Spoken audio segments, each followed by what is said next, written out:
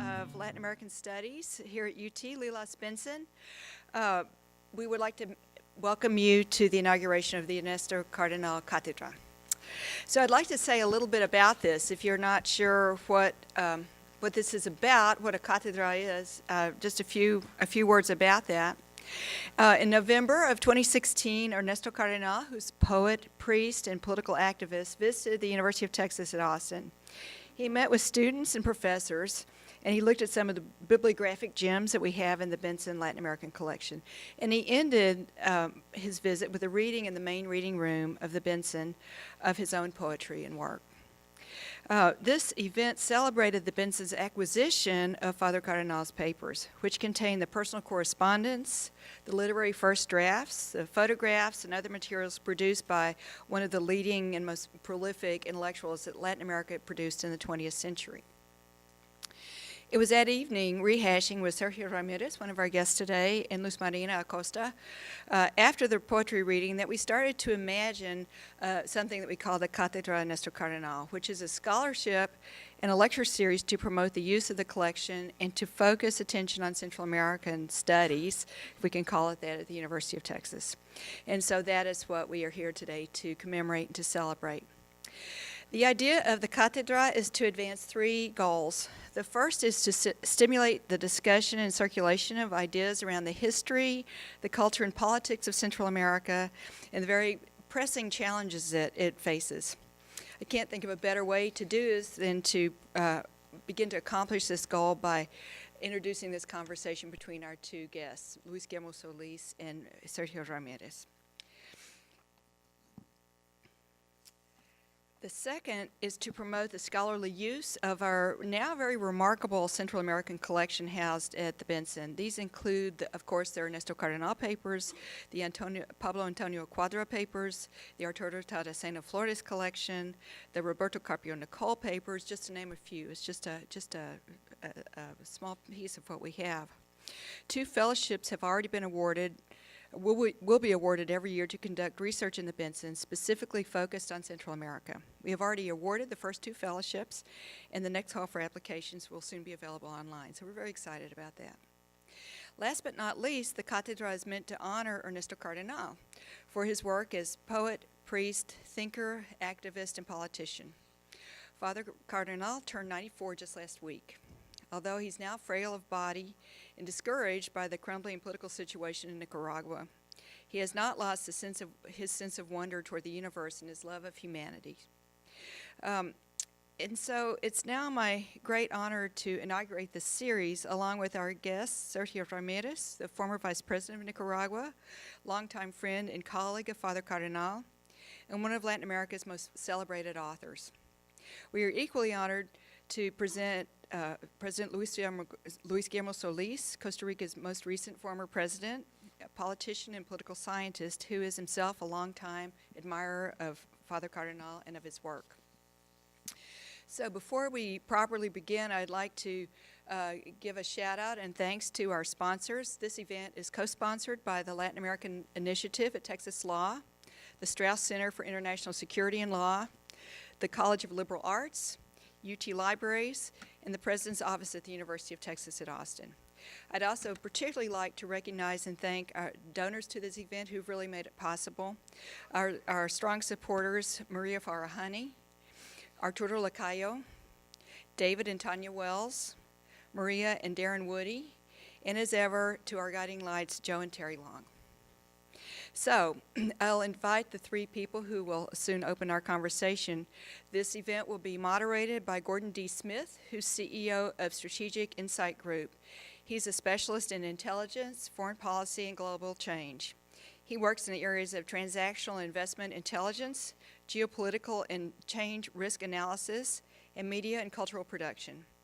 Is founder, principal, and CEO of a private intelligence agency, Strategic Insight Group. He has worked in over 90 countries around the world.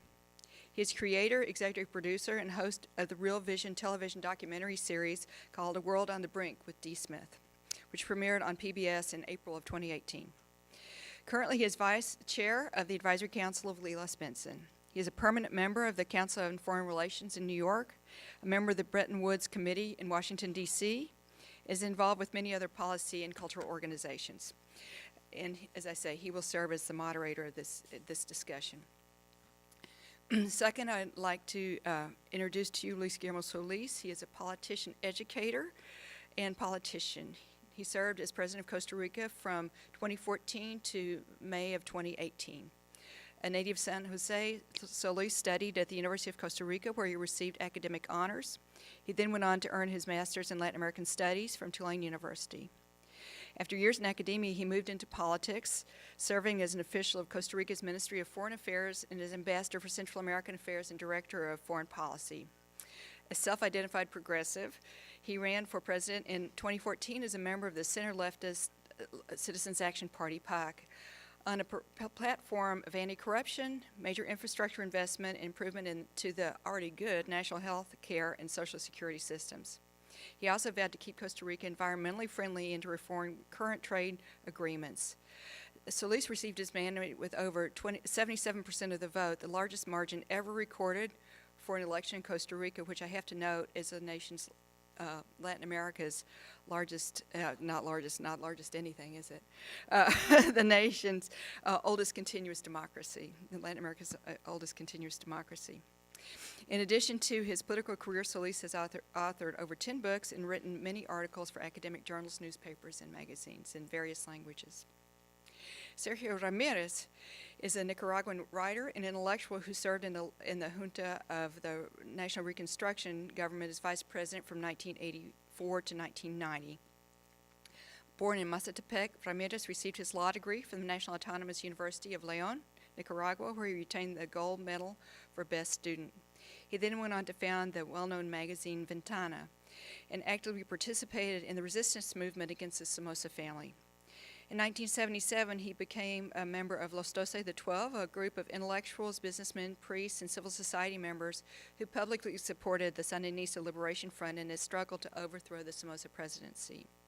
With the revolution's victory, he became a member of the new government, first serving over the National Council of Education, and then as vice president of Nicaragua. After differences with the leaders of the party, which I think it's safe to say have continued, Ramirez founded the Movimiento de Renovación Sandinista on the platform of democratic reform. After an unsuccessful bid for the presidency, Ramirez retired from politics and returned to academia and the literary world, where he's achieved international recognition. He's been awarded the Alfaguara Prize, the Carlos Fuentes Prize, and the very prestigious Miguel de Cervantes Prize, which he won last year. He's currently a columnist for La Prensa in Nicaragua, as well as other newspapers around the world. So I will now turn our events over to Dee Smith.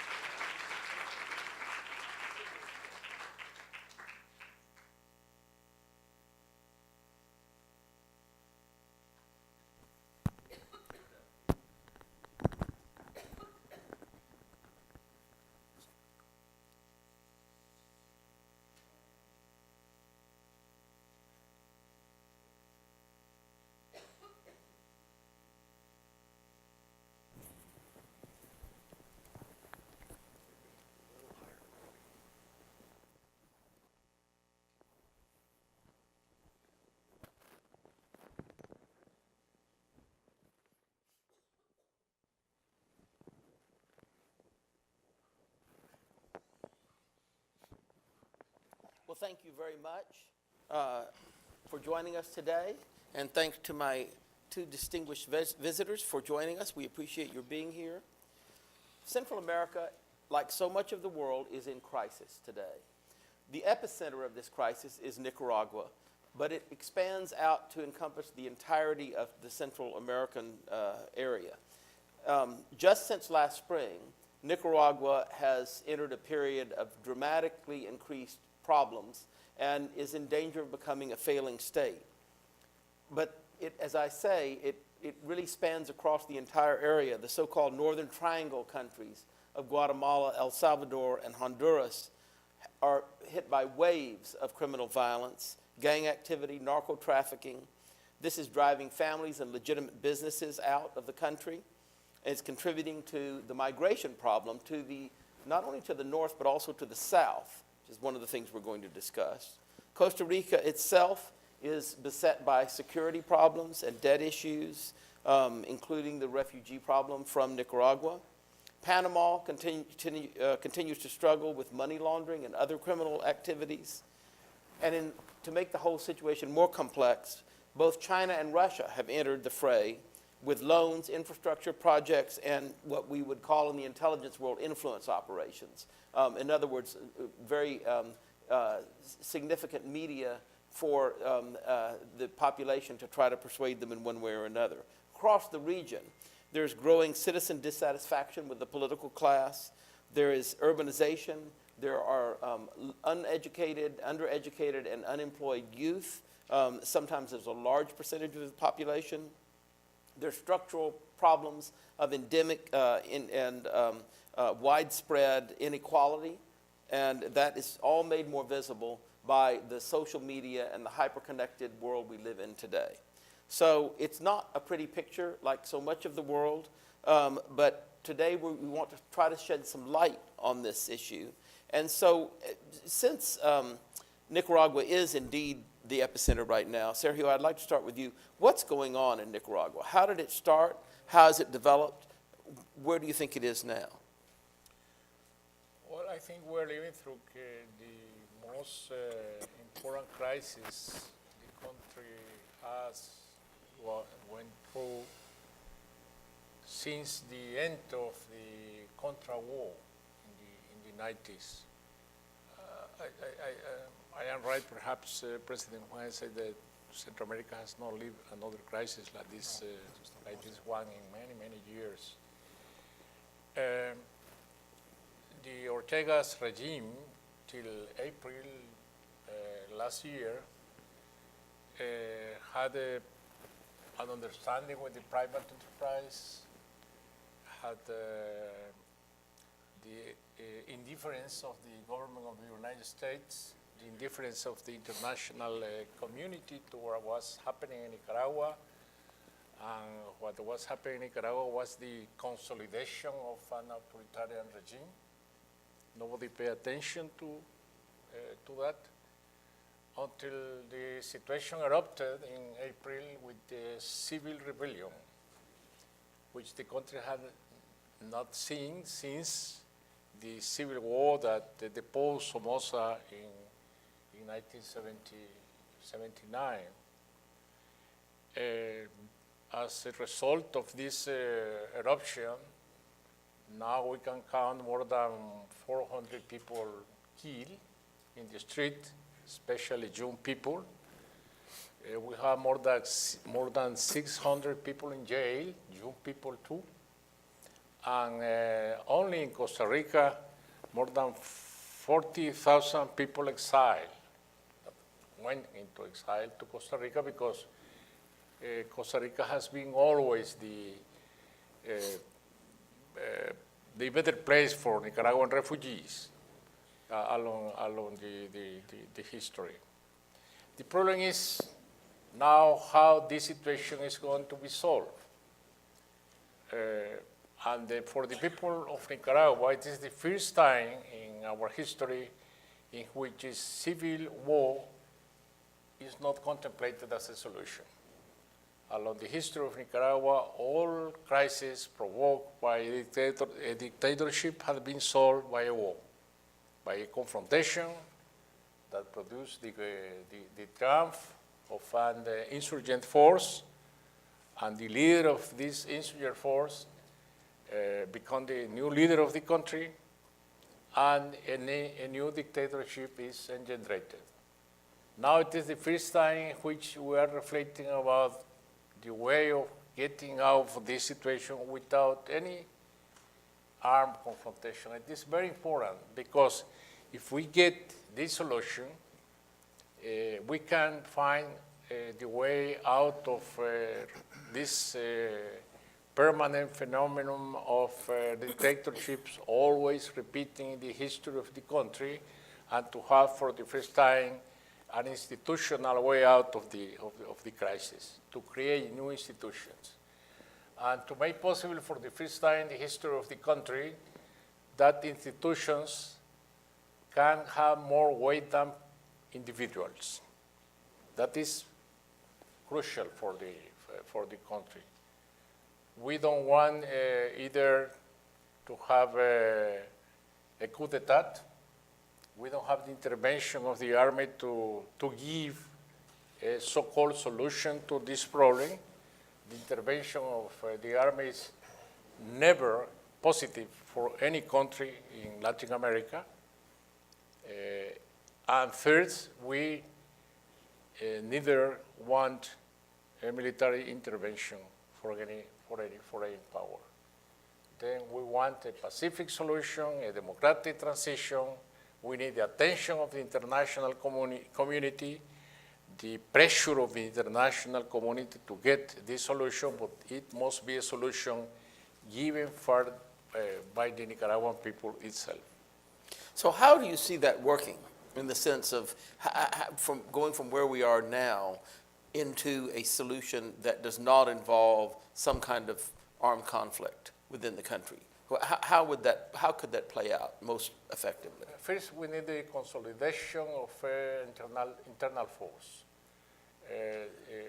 One of the weaknesses of this situation was, one at the same time, was the positive point of this situation is that the rebellion that started back in April last year was not conducive for the first time for any traditional political force. Was the rebellion of young people without any political leadership, traditional political leadership, and it is a problem, but it is an advantage too, to build a new kind of leadership.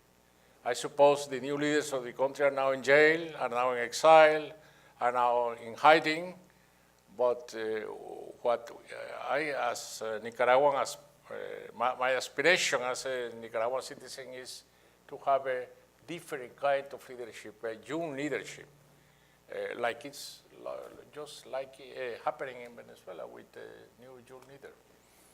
So just to back up for a moment for the edification of everyone here, what was the cause of the uprising in April? Why did it happen then? What suddenly made it into something that was that kind of uprising?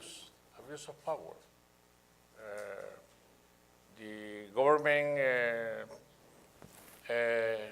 Ortega, thought that he has the power enough to impose over the people economic measures that were unpopular, and he thought that he could repress any popular reaction, and he couldn't, because the young people came to the street by thousands, and he couldn't control the situation, except when he brought to the street paramilitary forces, because the police was enough to control the civil rebellion. And then the paramilitary forces, masked forces, armed with war weapon, came to kill people.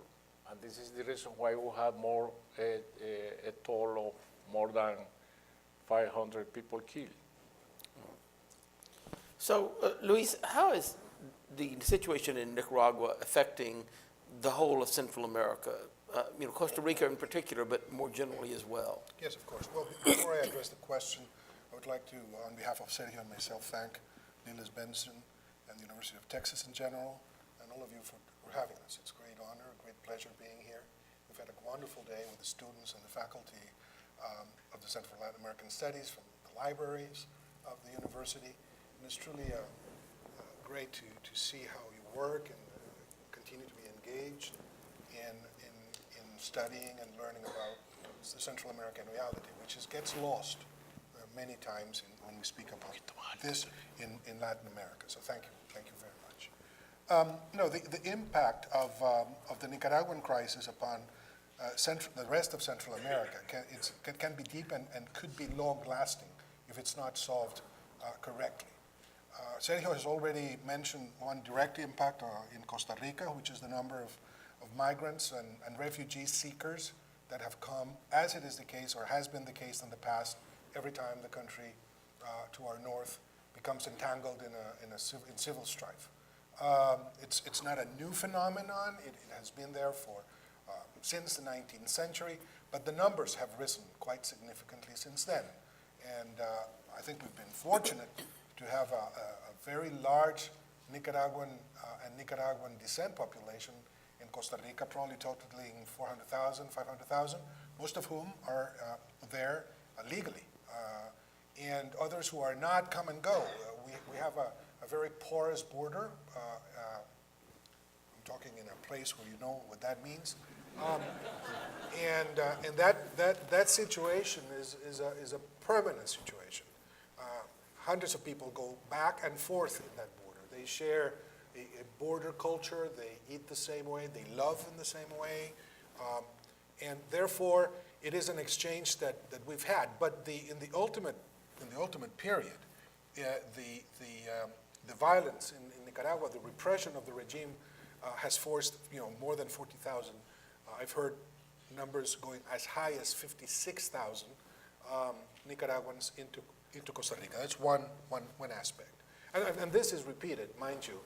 Lots of Nicaraguans fleeing to Honduras, fleeing to El Salvador.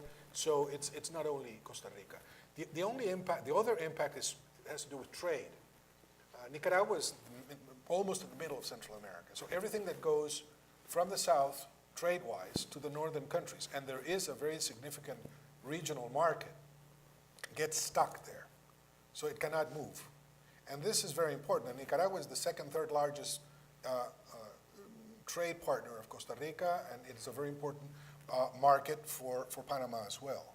So not having the opportunity to open that clog is difficult, makes trade very difficult. And obviously there's another issue, which is the geopolitical factor, and particularly in what respects to Russia. During my administration, I alerted several times, even at the podium at the United Nations, of remilitarization of Nicaragua, the refurbishing of the Nicaraguan armed forces by Russia. And they were doing this plain sight. This was not secret. I mean, there were warships of Russia stationed in Bluefields in the Caribbean side of Nicaragua. The Russians built a police academy in Managua, which is, operative, and then they reformed all the. So this entanglement also has to do with what's going on inside Nicaragua, and it's good that we mention it because there is an extra-regional dimension, as it is generally the case in Central America, that needs to be taken care of as well. So what do you, in terms of the migration issue in Central America as a whole, how much do you think that impacts local or regional politics and the politics within each country? Is it a divisive thing like it has been in, let's say, Germany or other places? Is it something that is not quite as fractious as it might be? How does that work in the various countries of Central America? Well, to be honest with you, I don't know what the situation is in El Salvador or Honduras with Nicaraguan migrants. In Costa Rica, there was a small outburst of xenophobia around the month of May, September of August of last year, and we immediately got on top of it, and even the former presidents of Costa Rica, we all unified to issue 2 videos making clear that we had been a country of refuge and that we should not sacrifice that tradition, and it's under control now. But it is something that needs to be kept under control, largely by the government being prudent in dealing with this, using the right language, making it clear that there is a gentler side to immigration than the traditional view that puts a lot of emphasis on differences and on lies, about the numbers, about the threat, about the security, about how dangerous they are, that they're all about to take the country from within. And, in a country where the Nicaraguan labor force has been so important for the buildup of our GDP, where Nicaraguan ladies take care of our children and the households of Costa Ricans in large numbers, and to think that there is sort of conspiracy coming from Nicaragua because of immigration is just absurd. So I think we've been able to lead, to deal with this in an intelligent, decent, humanitarian, responsible manner. And again, I'm not saying that xenophobia and bad traits do not exist. They're there. They're used for political purposes, but fortunately, they've been quenched so far. And that's a really positive outcome that every country can't claim to have. Of course, absolutely. Have done. So really a question for both of you, but Sergio, I'd like to start with you. In terms of security and in terms of the definition that the populace has of where its security concerns are, how big a role does the growing lack of faith in government and in lack of faith for the governing class, the establishment, what have you, how do you think that plays into what's going on in Central America as a whole? Well, till the eruption of the crisis in Nicaragua last year,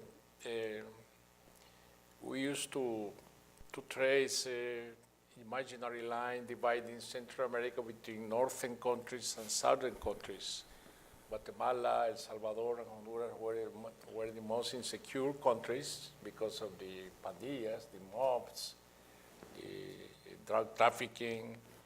The border between Mexico and Guatemala is a very hot border because of the concentration of organized crime there. Nicaragua happened to have one of the lowest rates of criminality in Central America, along with Costa Rica and Panama. Now this situation has completely changed. The focus of insecurity in Central America is concentrated now in Nicaragua, not in Honduras or El Salvador.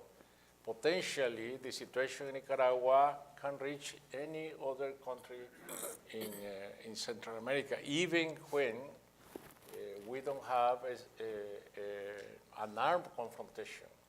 This is not a violent confrontation. It is the aggression of abusive and authoritarian government against unarmed people.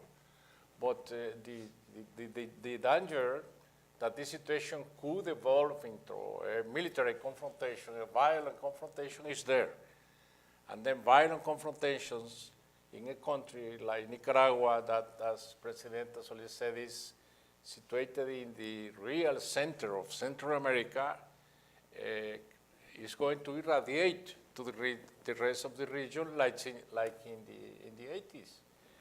The war in the 80s affected all Central America, affected from Guatemala to Costa Rica to Panama. And then we have now this risk of a confrontation that could affect the whole Central American region. And what do you think is the role and the importance of criminal activity in undermining the social fabric and the governmental fabric? I mean, we know from other parts of the world that a state in serious problems, a failing state, let's say, can infect everything around it, as you say.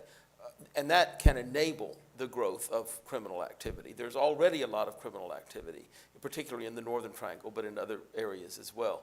How do you see that playing out? No, absolutely.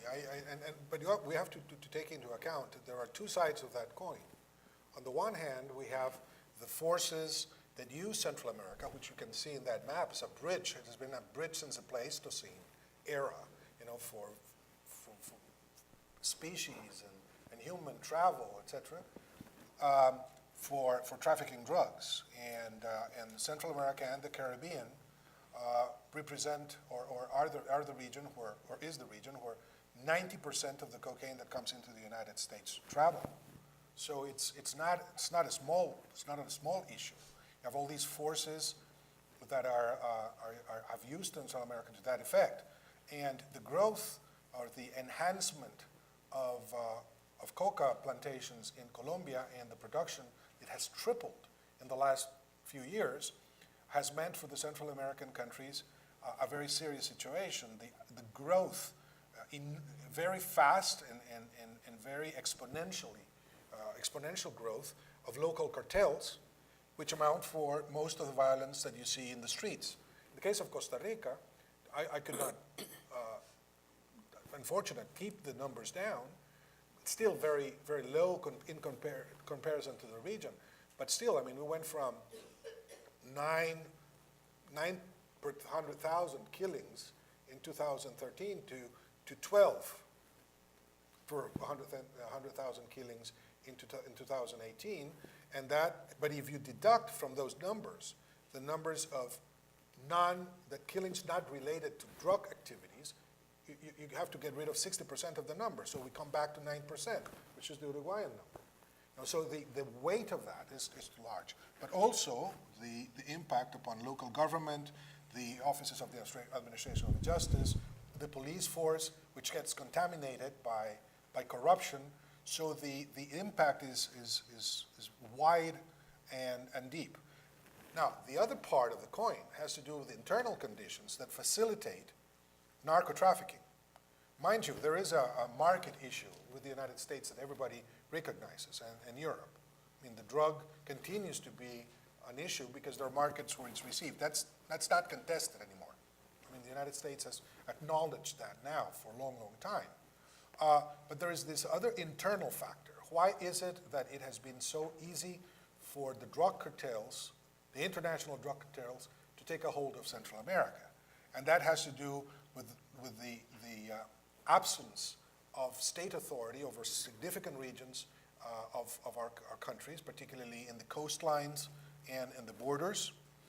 It has to do with young people out of work and not studying, the ninis, as they're called, being available. They're a cheap labor force that's there to be dealt with. It has to do with availability of guns, especially small guns, and I'm not going to mention the country where many of these guns come from, and also the lack of social cohesion. Because you can make a very good case for social fragmentation, the lack of networks that can handle young populations from very early ages on. That was one of the secrets of the Nicaraguan low criminality rates, the fact that they had family networks that could take care of the children, because the other countries that were with high rates had conditions very similar to Nicaragua, and yet in Nicaragua the criminality rates were low. So we have to see it integrally, but the impact upon the political system in general is very significant. Do you see, again, question for both of you, do you see the fragmentation of the criminal drug trafficking gangs into other kinds of criminality as they're kind of expanding out of that and beginning to enter other areas, that they become criminalized to do drug crime, and then they begin to get into kidnapping and so forth, and so the whole thing kind of mushrooms in that way? Is that something that? Well, I think the most dangerous thing is corruption, because the amount of money It's just large. they have, the trafficking cartels have an enormous amount of money. You can imagine, you can't put in real terms what that represents, this enormous amount of money to buy everyone, from judiciary, functionaries to bureaucrats, everyone. They become politicians, and the laundry money business is affecting Central America too. It is enormous business. Then corruption, money laundering, and the simple fact that we are there. Central America is a bridge for the drug coming from the south to the north. We are going always to be there, unfortunately. We have two enormous coasts, the Pacific coast, the Caribbean coast. The drug is coming not only from Colombia, but from Venezuela too. Jamaica. From Jamaica. going through all the Central American countries to Mexico, and then from Mexico to the United States, then it is a very serious problem. Yeah, but you mentioned other organized criminal activities, and definitely they're all related. For example, maras in El Salvador, and Honduras, and Guatemala are not involved in they're not cartels, but they work to distribute drugs. Are connected now. And connected now. But then you go, if you look at the human trafficking routes to the United States, and they're the same one that the drugs continue to use. The drug cartels use kidnappings as flujo de caja, cash flow, for their activities when the situation gets complicated in the drug market. So there are all sorts of illicit businesses that are related to the drug deals, including obviously cultural smuggling, the smuggling of species,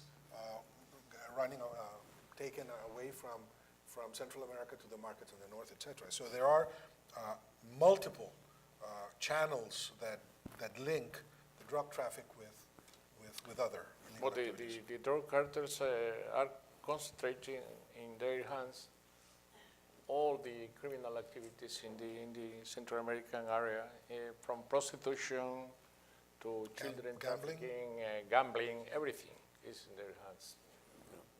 So before we turn it over to the audience for questions, and I know there are lots of people with questions here, let's just talk briefly about the outside actors in Central America.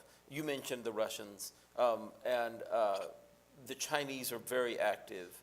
And I think it would be interesting to hear some thoughts from both of you on what you feel is going on with the Chinese and the Russians, and also what are the attitudes towards what the U.S. is doing or not doing in the area now. So please. Well, I think the Chinese interests are growing in Central America and in Latin America in a general sense, but not in Nicaragua. Chinese are out of Nicaragua. Nicaragua is one of the few countries in Latin America that has official relations with Taiwan, not with China. When Ortega invented this story about the interoceanic canal, it was a complete liar. It has anything to do with the government of China, with the strategic interests of China, because China is in the Panama Canal now. They don't need another canal in Central America. It was an invention. I really don't know why Ortega invented this story about this Chinese entrepreneur Wang Jing, that one day appeared in Nicaragua saying that he was going to spend $50 billion in building a canal through Nicaragua. This was completely crazy. Many people believed that this was real, but it was a complete invention. And after so many years has passed, and the canal is not there. And Wang Jing disappeared. He got broken in China and disappeared completely. The Russian has, I would say, limited interest in Nicaragua, because they are talking about satellites installation in the country, communication installation, strategic communication systems, or bringing the Chinese military float to the ports of Nicaragua. All of that was a complete invention too. Then, we are not in the midst of a new Cold War in the Caribbean, in Central America, like in the past. I think it is a problem a very different problem which the one we are confronting in Nicaragua now. It is a traditional dictatorship that has a different ideological sign. Ortega says that he's a revolutionary man from the left, but the shape of his dictatorship, it is equal or similar to the many dictatorships we have known in Latin America during the last century. Well, I already talk about the Russians. I think the Russians continue to use Central America and Nicaragua in particular to tease the United States. And you see how they come here and they issue a number of actions, and then they seem to say, at the United States, what about Crimea? Huh? Are you going to bother us there? What about Georgia? Are you going to continue? It's kind of a token negotiation. They have experience in doing that. There's no strategic interest on the part of the Russians. Now, the Chinese, it's interesting because the impact of Chinese policy, diplomatic actions in Latin America over the last year has been important. Paraguay, which was a stronghold of Taiwan and one of the largest countries that kept relations with Taiwan, broke relations with Taiwan and started them with China. And then we have El Salvador, Panama, the Dominican Republic, and Costa Rica that had established relationships with the People's Republic of China 10 years ago, that are now with full relationships with Beijing. So the only 3 countries that are left out of 8 that Beijing had are Belize, 4 countries, Belize, Guatemala, Honduras, and Nicaragua. So the change has been significant in form.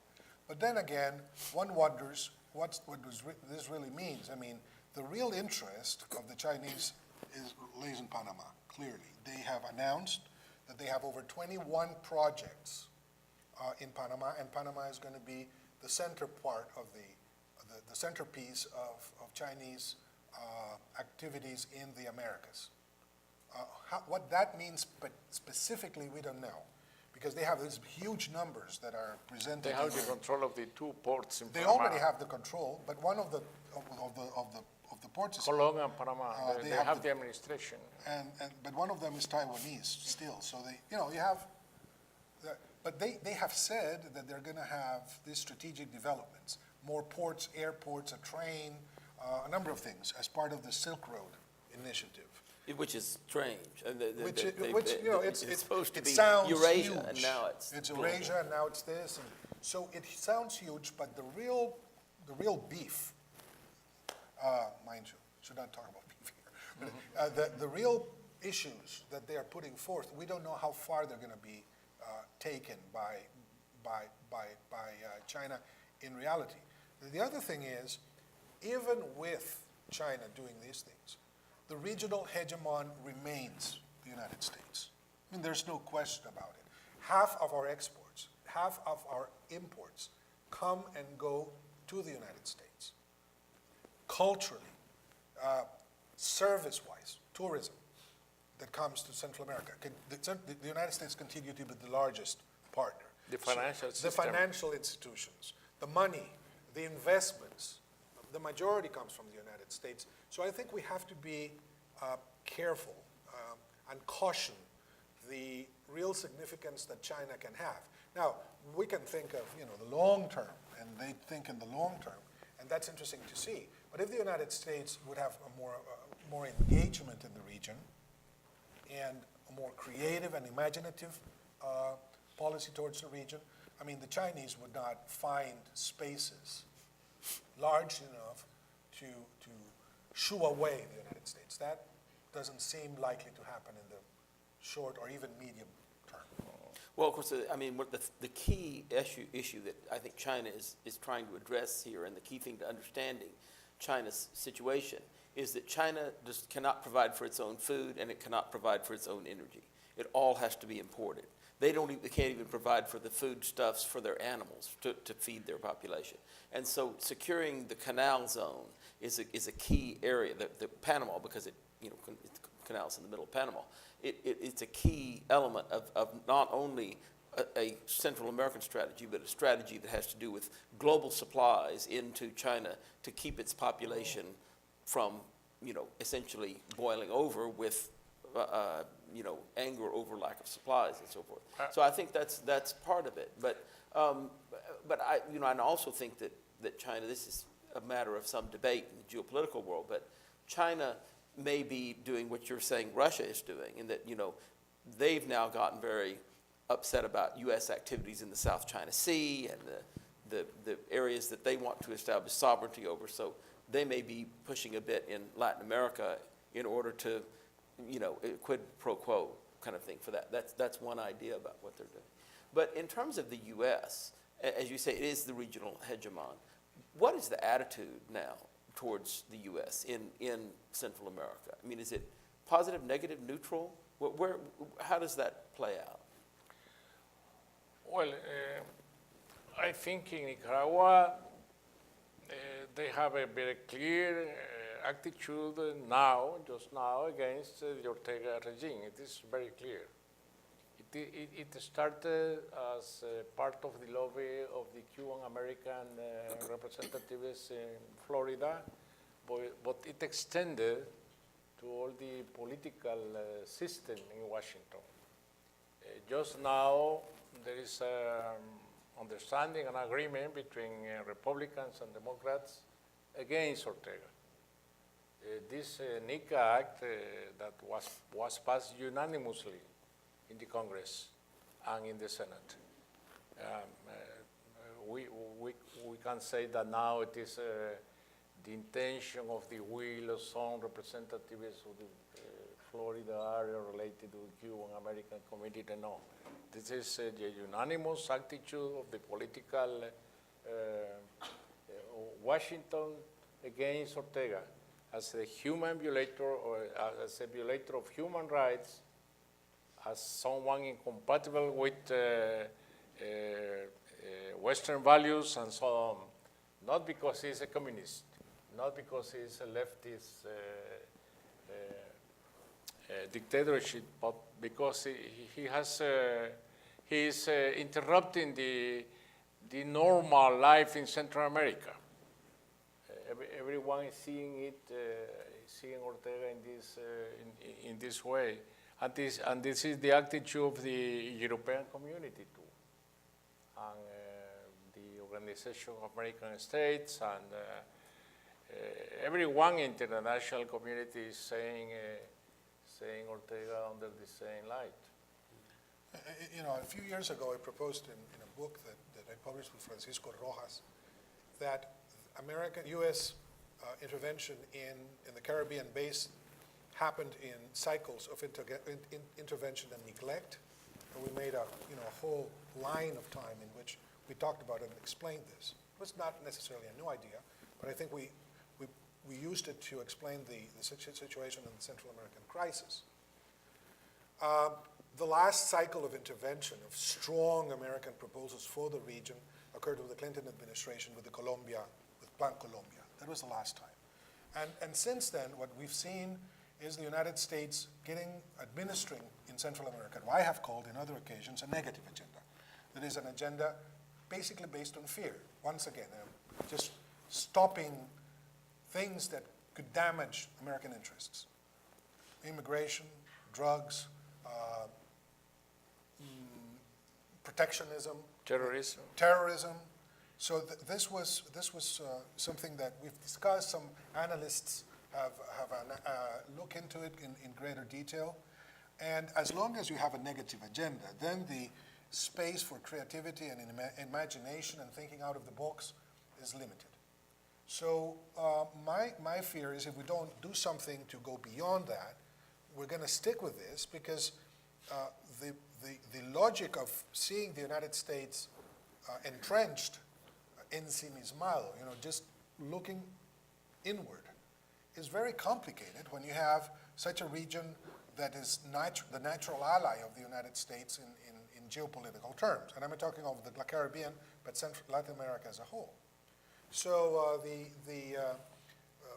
we need to move beyond that negative agenda, and I think we could if, for example, we go back at least to what was the understanding we had at the end of the Clinton administration, voiced by Vice President Gore, that we were not going to get aid, but trade, and that was going to sort of substitute what had been the traditional tool of American cooperation with Central America in a financial and a sense. So the idea that, and by the way, I was a very serious opponent of the Central American, U.S., Dominican Republic Free Trade Agreement. I was among those who, for a long time, opposed CAFTA until, in the case of Costa Rica, it was approved in a referendum. So if the people voted in favor of it, there was no way I could kept on that position. But nowadays, it's even being possibly questioned by the United States, just as NAFTA was. And this is a treaty that, different from CAFTA, is completely favorable to the United States. I mean, it's, and for the rest of Central America. So if that is curtailed, then the problem is going to go further into a negative perspective. And we don't want that. So how we engage in new ways, what kinds of programs we have to keep up with. For example, the Fulbright program, which allows for the construction of bridges, cultural and so on, soft diplomacy, arts, Spanish being spoken, English being taught, the possibility of education. I don't know. We have to start looking at other angles of the issue, because otherwise it's not going to look nice in a few years. Well, thank you. Let's open it up for questions from the audience. And when you're called on, please stand up and wait for the microphone to be taken to you, and identify yourself with your name and your institutional affiliation. Most important, please make your questions questions and not statements, and please make them short and concise, and please make them about Central America. As many problems as there are all over Latin America, we're not here to talk about Venezuela or Mexico or So many Brazil rules. or all those places. And finally, we are live streaming this, so please speak slowly and enunciate so that our audiences all around the world can hear this and enjoy your question. So, show of hands, who would like to ask a question? Yes.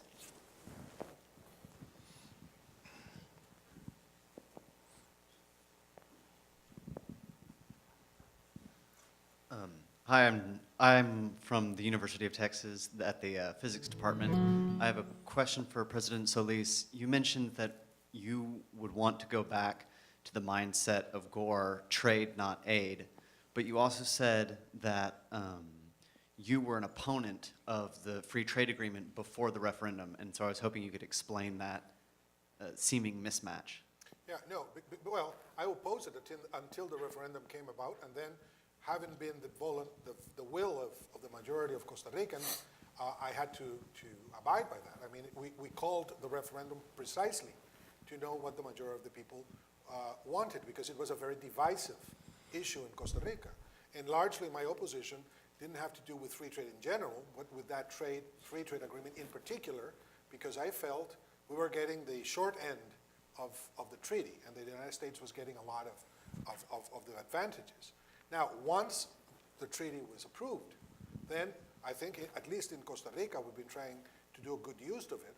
And for example, our free trade zone production has moved from manufacturing of electronics, which was already on the way at the time of when the treaty was approved, to the building of sophisticated medical equipment, which is sent to the United States in very good conditions. Same thing can be said about services. Same thing can be said about investments.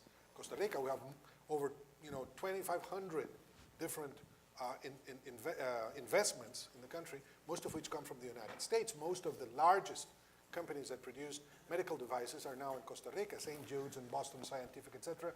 Intel has moved their manufacturing operations to Vietnam, but they kept their labs in Costa Rica. So we're at the verge of turning that into a research and development center for Intel, which is great.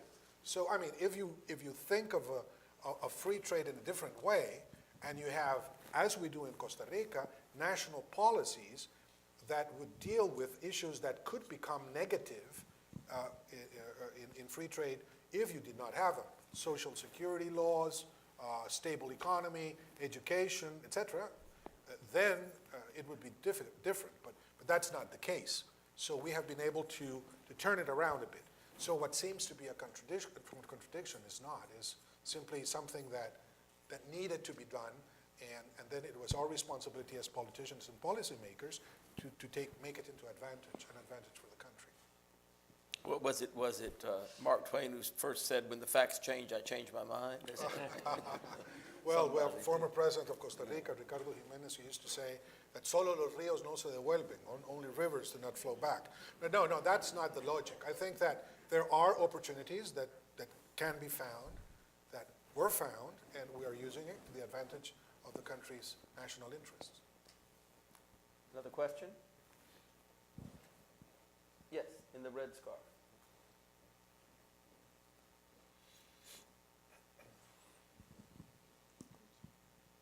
Hi, I would like to say thank you so much for being here. It's been a very educational discussion. My name's Megan, and I graduated from UT College of Liberal Arts in May 2018. And social media was briefly mentioned, but I would like for you to both comment on the government's view of social media and how it's impacted both progress and criminal activity, and if there's any collaboration between government and the social media companies to try to stop criminal activity. We have a special program with social media in Nicaragua now because the offensive of the government is in this very moment put against the social media. In Nicaragua, we only have now one TV station that has independent criterion against the government. One. Most of them have been intervened, harassed by the government. We have only two newspapers, written newspaper. The authority has been retaining paper and ink in the custom services for those two newspapers that only have paper to print, to be printed for 15 years, for 15 days. Then, most sure in 1 month we are not going to have in Nicaragua any written paper. Radio station, we only have one independent radio station in Malawi. This is a very critical situation. Only in Costa Rica we have 40 journalists in exile, only in Costa Rica, including Carlos Fernando Chamorro, who was the director of two very important TV programs and one journal, Confidencial. One of the most important TV station director owner is in jail now, along with the chief of information of the TV station, 100% Noticias. This is a very critical situation. The government is in the position of abolishing free expression in Nicaragua, and it is something I'm going to talk in detail tomorrow at the Night Center here at the university. Because I should like to call attention for this situation. We are in the brink of distinguishing the free press in Nicaragua. The media in general and social media in particular remain a stalwart of democratic actions in Central America. With all the criticisms that politicians like myself do of media and the criticism they make of us and the role that sometimes one finds controversial regarding the values of democracy and the evaluation of democracy, etc., it would be impossible to imagine the fight for democracy in Central America without the media. And so much so that so many journalists are killed every year, not only in Central America, in Latin America, and in other parts of Mexico and other parts of the world, because they are the ones who are denouncing, who are in the trenches. They are the first trench, in fact, in many of the cases of corruption and denouncing the different phenomena that the linkages between political power and illegal powers in the region. So I would say that they're fundamental. In the case of Nicaragua, social media is essential. Same thing, the can be said about Guatemala, can be said about Honduras. The penetration of social media, as you know, for your studies, own studies, is significant. There are 6 million, Sergio was saying this afternoon, 6 million inhabitants in Nicaragua, and there's 6 million cell phones. In Costa Rica, cell phones have doubled the population per capita. So, with that kind of access to intelligent phones and everything, obviously in lieu of free access to information, social media has become a fundamental part of the defense of democracy. Just to expand on that point and ask a slightly different question, do you find, you had mentioned social cohesion a few minutes ago, do you find that, as is arguably the case in the U.S. and some other places, that the amount of social media and the transparency of social media in showing different kinds of lifestyles and curated lifestyles and all this sort of thing on the one hand, and its ability to allow people to organize into what are sometimes called tribal or neo-tribal units on the other, that do you find that phenomenon is exacerbating social division, making people more aware of extreme levels of inequality, making people more prone to organize into tight groups that exclude other groups? Is that phenomenon observable in Central America? I would say yes, because of what Sergio has said. That's the good part of it. That's the virtuous part. The downside of that is half-truths, post-truth, lies, outright lies, presented as truths, fake news, and all of that, which continues to be a very serious threat to democratic stability.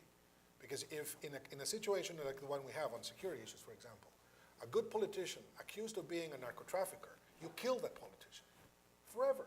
And if people believe that he's a narco-trafficker, how can he deal with that if it's not true? How can you prove that an accusation made on you is not true when it's not happening? That kind of unintended or maybe intended consequence is a very serious thing, and I don't think the companies are helpful. They've been forced to be helpful in the United States by rulings of law. We have not gotten there in Central America yet. So if it has happened here, if it's happening as we speak in the Western democracies and more developed countries, imagine what external impacts and the misuse of the digital world can have upon smaller nations. I mean, it's just fearful to think. So we need, and there are no norms. This is a phenomenon, it's very new, so there are no laws to regulate it. But just a little commentary about social media. Perhaps what President Solis are saying is really true. The capacity of falsification social media has, and the polarization of opinions.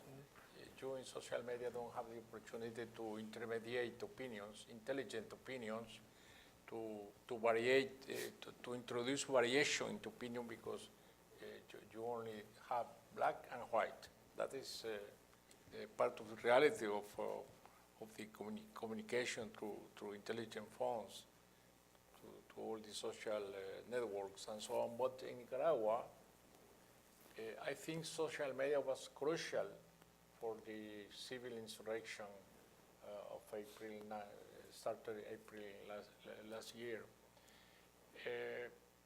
When all people came to the street to protest because the social security advantages they have were reduced by this imposition, this law that Ortega was imposing, the mobs came to the street to beat these old people. And photographies and videos of the mobs beating all people in the streets of the city of León came immediately to the social media, and it played a very crucial role for people knowing what what was happening in this very spot at that moment. And this produced the mobilization of all the country. Immediately it was connected to the mobilization in Managua, in Matagalpa, in other cities, and without this possibility opened by social media, the civil insurrection in the country wouldn't have been possible. Yes. Okay, my name is Paloma Diaz. I work in Lilas Benson, and I have some breaking news. Lilas Benson is hosting a conference, our annual conference. It's entitled Journalism Under Siege. We'll be hosting journalists from Venezuela, Argentina, Chile, Mexico, Colombia, etc.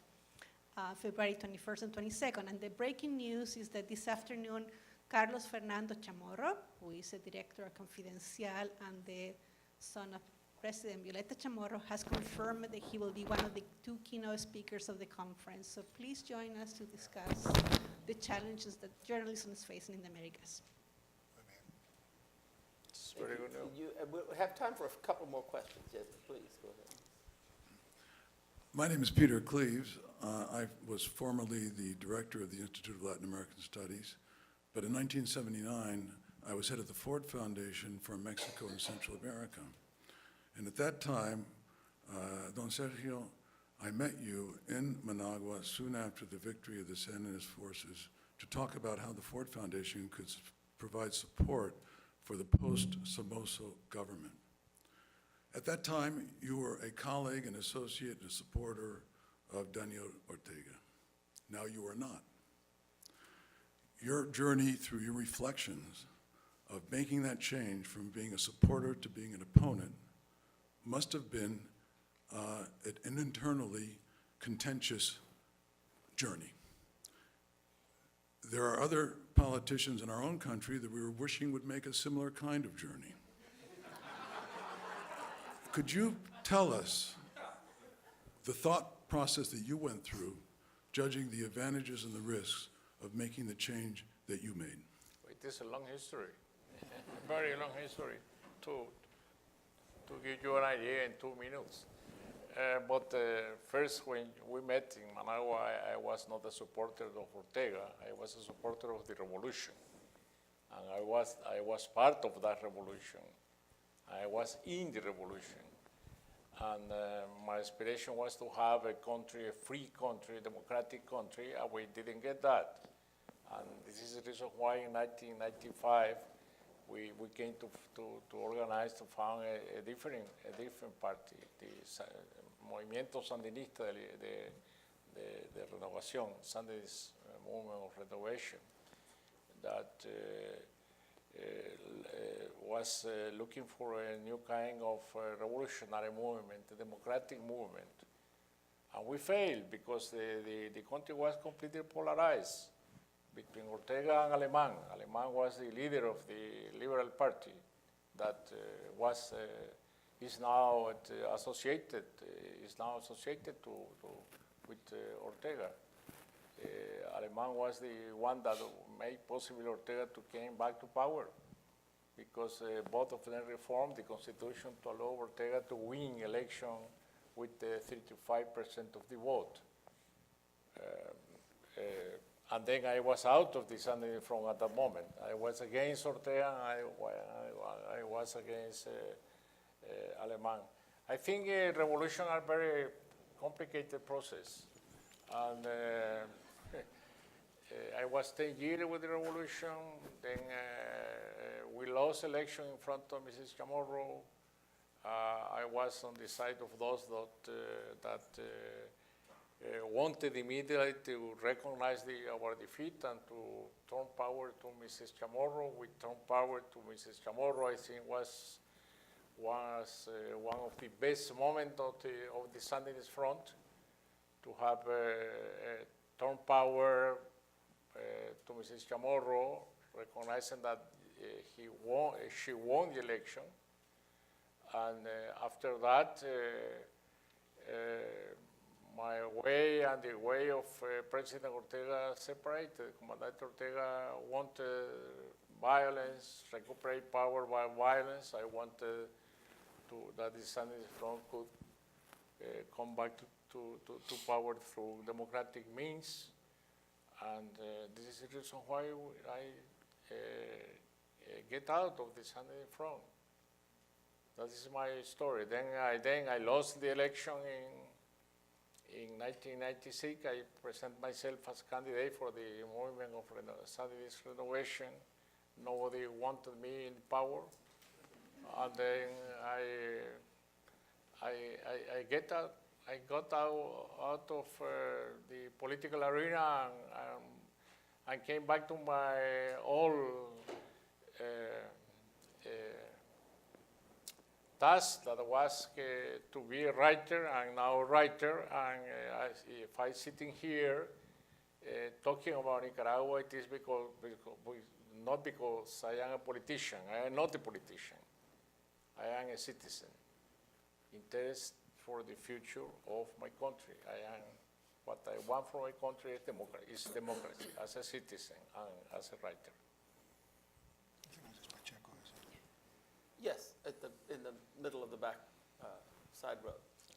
Why don't we take a couple of, Oh, okay. questions? You and Yeah, we can take two together. We'll Yeah. take two and then try to answer them both. Yeah, my name is Adriana Pacheco from the International Board of Advisors, and it is an honor to be here. Thank you. Thank you for being here. So could you please talk about indigenous groups in Nicaragua and the region? Because I think that is a group that is barely mentioned in the conversation. Okay, and from you at the middle of the left row there. Hello, my name is Roshan Khan. I'm a 17-year-old freshman in the College of Liberal Arts, International Relations, and Global Studies. And I would like to ask, to what extent do you see climate change impacting the people of Central America, and particularly like farmers?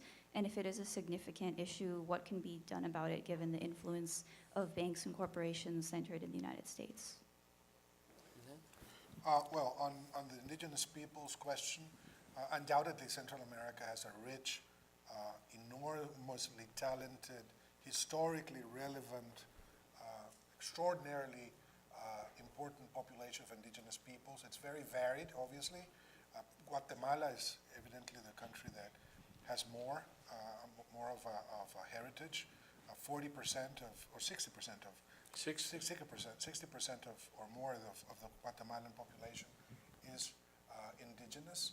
Still, I mean, they have over 26 languages, or 4 languages and over 26 dialects out of the Mayan language. I mean, there is a tremendous impact. They have been discriminated against historically. They continue to be discriminated against.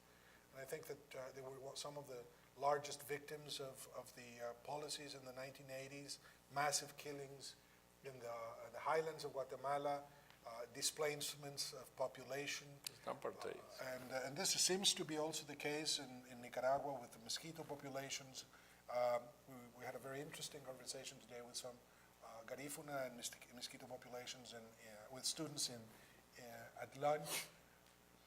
Panama continues to be a very important country that has enacted policies in support of the indigenous populations, giving them back the authority over their territories. The population is not necessarily large in Panama. It's not as large as it is in Guatemala, but they have very significant rights in the handling of their own affairs in las comarcas, which is something to be studied. In Costa Rica, they have been neglected for many, many years. The urban story was that we were always, more European than the rest of Central America. A lot of myths with regards to that. We play better soccer, but that's a different story. No, not even that.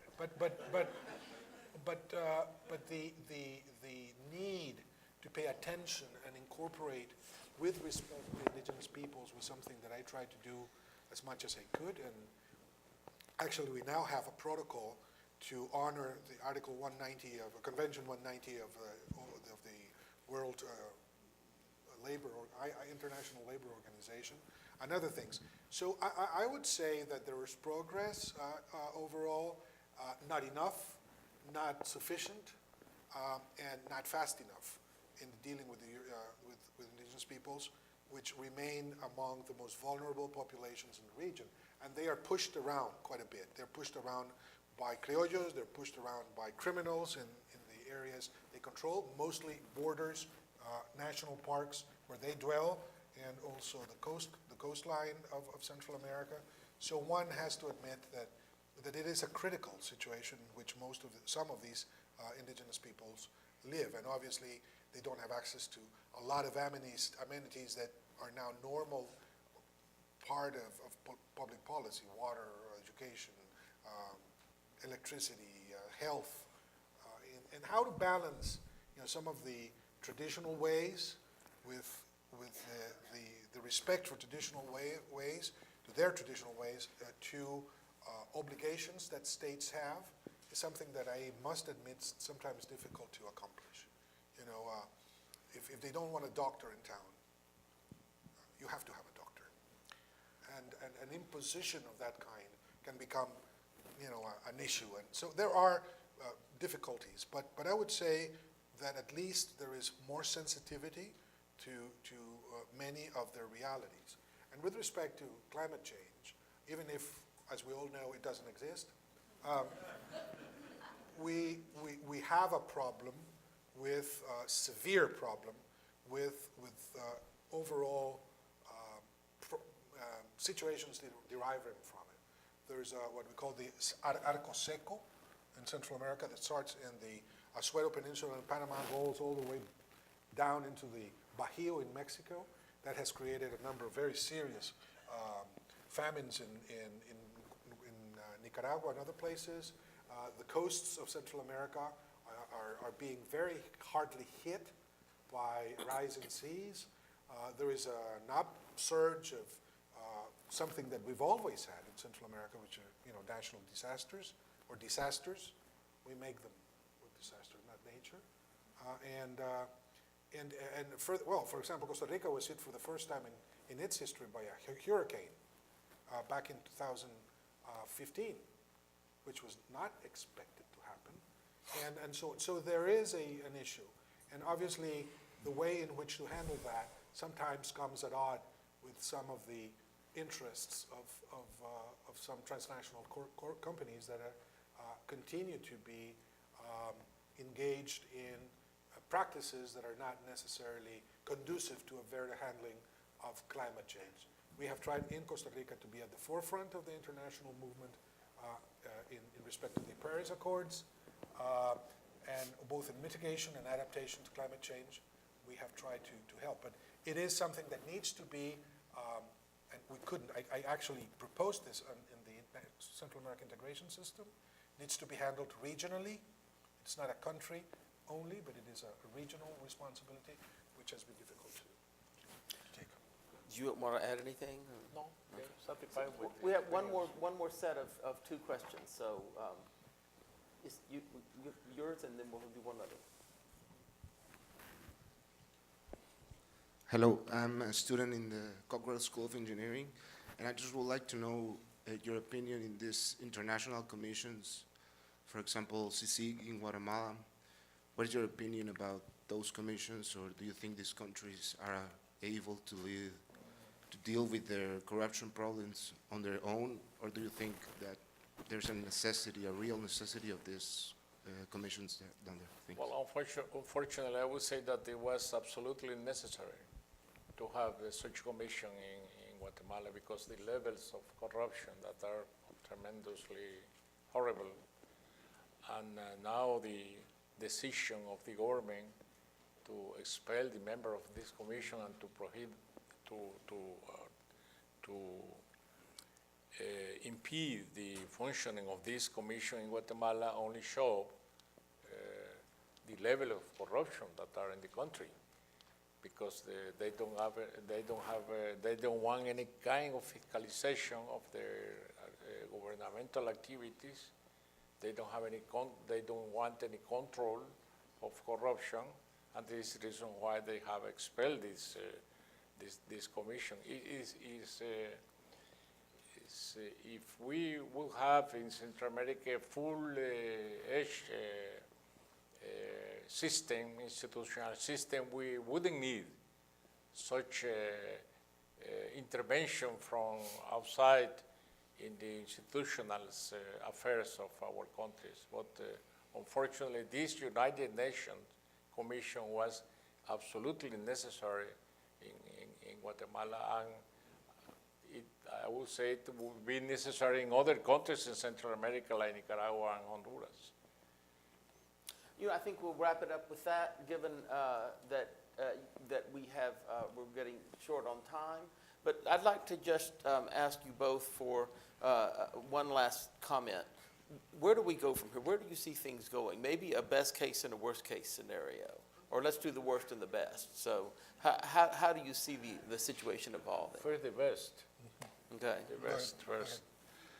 Well, I would like to have a democratic change in Nicaragua in the shortest term possible, to have new elections.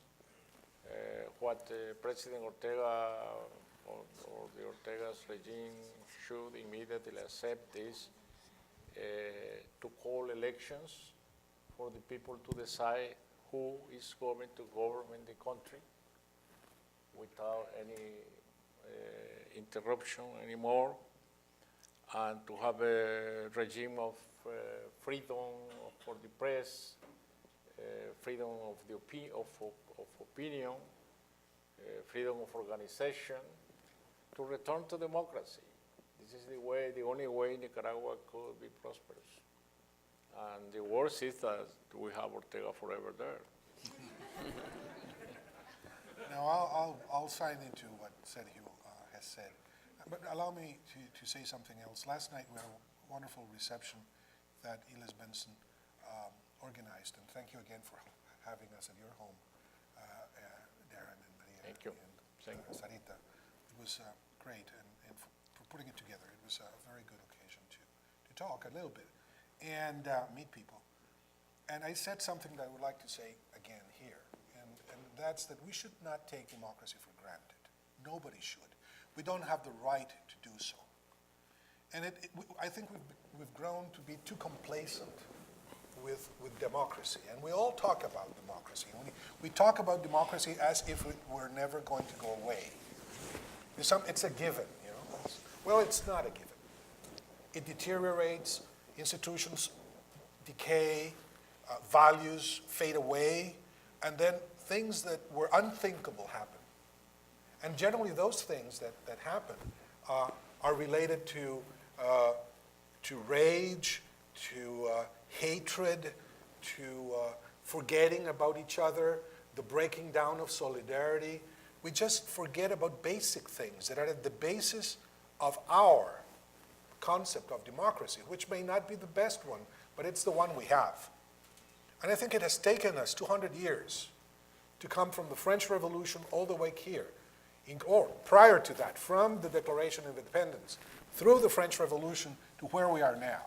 And we've learned from these revolutions. We know what neglecting to take care of democracy has produced. 2 horrific wars, the Shoah, and most importantly, you know, the creation of a world order that could have destroyed the world had not been for multilateralism and the creation of a network of safety for the world. And yet we continue to neglect democracy, to take it for granted and simply forget about the need to take care of it. And let me turn this into a bigger call for responsibility and for solidarity amongst all of us who believe in that. It just doesn't make sense that we forget of that fundamental civic obligation, responsibility. And it's a demand of people who have no voice. We are all privileged simply because we're here. In our different spaces, students, entrepreneurs, social activists, professors, private citizens, retired people, we all have that responsibility. And in my estimation, it is just too easy to forget that. So let my last words be a call to action in defense of democracy in all its wonderful, truly extraordinary shades. We ought to understand that premise that is so much central to the Constitution of the United States, which is of our obligation of seek happiness for all. Thank you very much. Beautifully said.